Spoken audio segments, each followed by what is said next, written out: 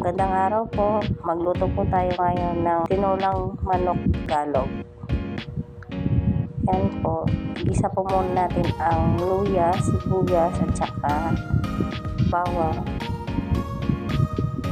Antayin po natin umaroma po yung mga sahog.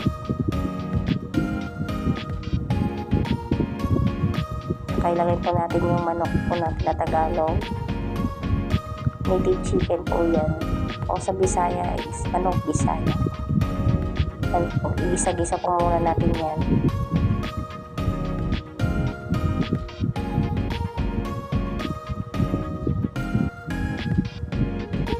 Tapos timplahan po natin siya ng pamintang buo tsaka patis para po habang po pinapakuluan po natin siya sa pressure cooker, nanonood po yung lasa niya. Gisa-gisa pa rin po natin. Tapos lagyan po natin yan ng tubig. Sakto lang po. Tapos pressure cooker po natin siya na hanggang 30 o 45 minutes. Yan. Para lumambot po yung manok natin. Yan, okay na po yan. Singawan muna natin para hindi po sumabog yung pressure cooker.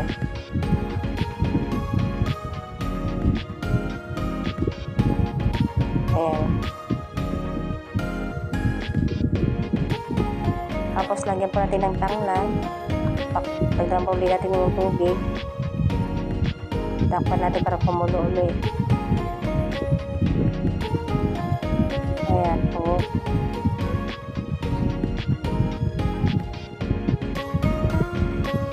Susukin po natin yan ng tinidor para malaman po natin malambot na po talaga yung manok natin. Ay, medyo lumalaban pa po yung manok na yun. Kaya pinakulo pa po ulit natin mga 5 minutes. Yan, okay na po, malambot na po yan. Yan. Kaya idagdag na po natin yung sayote natin dyan.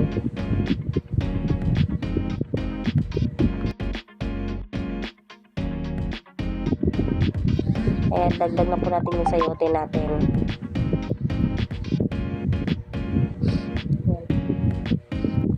Tapos pakulan po natin ulit yan.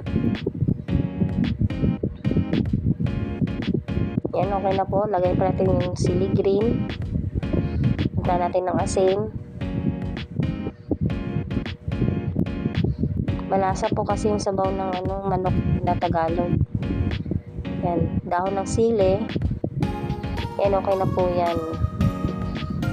Kunting mga 2 minuto na lang po luto na po ang ating tinolang manok. Sana nagustuhan niyo po ang niluto ko ngayon. Maraming salamat sa panonood.